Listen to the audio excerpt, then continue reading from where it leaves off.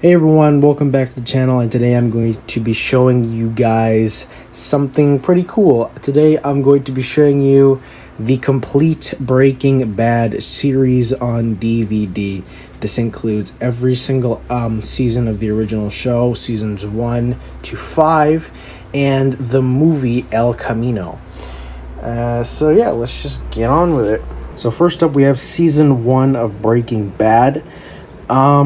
A lot of people actually, when Breaking Bad was becoming popular back in 2022, 2021, that was actually around the time I started watching the series. People actually did not like the first season of Breaking Bad because they said, oh, it was boring, it doesn't have any action, it doesn't have much to go off of, it's a boring season, much like how people griped on season 1 of Better Call Saul. But I actually have to say that I think Breaking Bad Season 1 is one of the best, Season 1s of any show I've ever seen. It's just such an incredible starting point, especially the first episode, aka pilot, aka Breaking Bad, whatever you want to call it. It's honestly one of the best starters for any show I've ever seen in my life. Breaking Bad on AMC is proving to be a stunningly original and daring series. This was back when the show was brand spanking new, so people had no idea what they were in for. It's got some nice special features. All 7 episodes on 3 discs. Very cool. It's got a nice white color theme to it. White, green, and green, I guess. But yeah, it's very cool. Very nice season. I love it. Next up, we have Season 2. Season 2 is when the show really began to grab my attention because it was when a bunch of stuff was happening. I forgot to mention that there's some really good episodes on Season 1, obviously Pilot, Cats in the Bag, Crazy Handful of Nothing, and a No Rough Stuff type deal. But Season 2 is when the show really begins to establish its entire story. Almost all the characters that will be in the rest of the show are introduced in Season 2, like Saul Goodman, Mike Ehrmantraut, Gustavo Fring, and it has some of the best episodes of the series, like Peekaboo and Grilled, 737, just like Phoenix. Just a whole bunch of masterpiece episodes. And this was when the show was starting to get popular on AMC, but it never really truly got off the ground quite yet. Emotionally, atmospherically, and morally, Breaking Bad is spellbinding. Very cool. And then we move on to Season 3. Season 3 is, in my opinion, where the show kind of starts to settle down into its story and doesn't rely so much on the action so much as it relies on the storytelling of Walt falling deeper and deeper into this meth cooking business and, falling deeper and deeper into working with Gus and just how dangerous and terrifying Gus actually is. Because this is around the time when Gus starts to really show his true colors. So, he starts to become more scarier and all that. There are some episodes here that I think is this the one that includes... Okay, I guess it's not this season. It's some other season, but...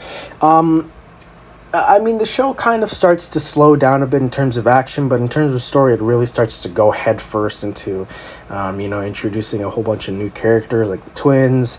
Hector gets a much more prominent role. I love The Fly. I think The Fly is an amazing episode. Half measures and full measures are amazing as well. Just a pretty good season, great as always. And then we have Season 4. This is when the series really starts to ramp up in quality, and is around the time when the show was getting extremely popular in just, the general public, because this was around the time it was put on Netflix. Season 4 is like one of my favorite seasons of the entire show. It has so many good episodes. Face Off. Let me check, actually, I don't remember many. Box Cutter. 38 Snub is pretty good. I kind of don't like Open House. That's one of the episodes I kind of don't really favor for. Shotgun Corner, Problem Dog, End Times. Just an incredible series. Just an incredible season. And the finale, I'm not going to spoil it, but the finale for season 4 is just crazy. The best program on TV, you're goddamn right. Season 5, or Season 5 Part 1. For some reason, Season 5 was split into 2 parts, Part 1 and 2. Part 1 is pretty good. Still really good. There's a bunch of good episodes on here, especially the Season 5. This season's finale in particular, or I kind of like to differentiate it from Season 5 to Season 6. I like to think that there's a Season 5 and a Season 6 because why are they split apart into, 2 halves? It just doesn't make that much sense to me unless you'd say, there's Season 5 and 6. But the ending to the first half is just crazy. Very good. Bunch of special features. And finally, we have the final season, aka Season 5, Part 2. This is the best television I've ever seen in my entire life. Every single episode of this part of the show is just great. Rabbit Dog, Tahajali, Ozymandias, Granite State, and Felina are just... wow. I actually rewatched the entire series with my father recently, all the way from Season 1 to Season 5 finale, and, it was just as insane as it was when I first watched it on my own for the first time. It was just... oh, God, I wish I could honestly erase my memory and watch the entire of the show without knowing what happens in it, because it's just that good. And then a few years later, they made El Camino, a Breaking Bad movie. Now, I'm pretty biased about El Camino. While there are some aspects about it that I like, I feel like a lot of it was kind of unnecessary. I'd honestly would have liked for the entire show to just end at Felina, or the entire story to just end at Felina, because honestly, I think Felina was just such a perfect ending that it didn't need a sort of epilogue movie, which is essentially what El Camino is. It's pretty much it's kind of spoilers, so if you haven't seen Felina, you might want to click off or skip to the end or whatever. I don't know, but spoilers. When Jesse escapes, this is essentially just telling a story about how Jesse tries to escape Albuquerque from the vacuum guys, disappearing services, and trying to get money from a bunch of guys who built his meth lab that Todd and Jack ran and made him cook at. But honestly, the series really just could have ended at Felina. If El Camino didn't exist, I think I'd be pretty happy. It just kind of strikes me as, if there was ever a better time for the word unnecessary, it would be El Camino. But I still liked it. I rewatched it with my dad today, actually a few hours ago, and it's pretty good. Not gonna lie, there's still some banger moments in it.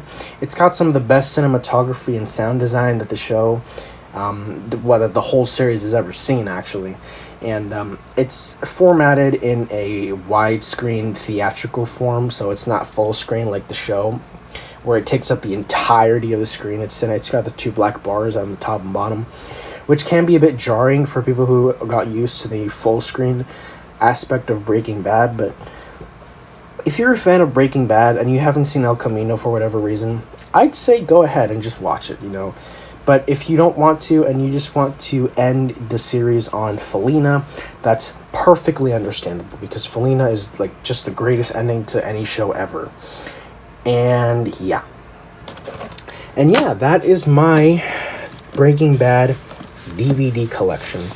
I am planning on doing a Better Call Saul DVD collection, but that's only when I get the entire series on DVD, because I still haven't yet. But anyways, That's it for today, guys. Thank you so much for watching, and I'll see you guys in the next video. Bye-bye.